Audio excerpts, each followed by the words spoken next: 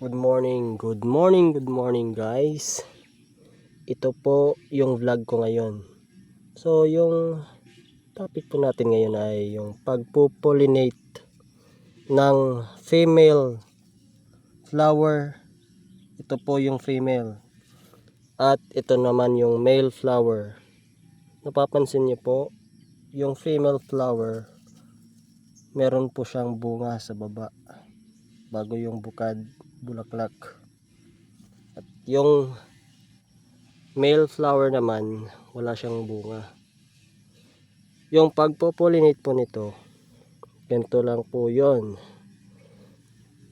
Pwede po nating tanggalin itong petals at ilagay dyan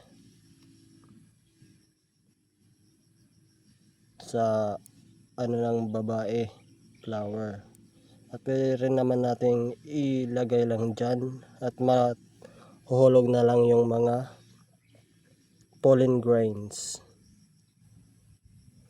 Ganun lang yun kadali guys. So sa akin, kinuskus ko naman to kanina. Pwede naman lang natin ilagay dyan.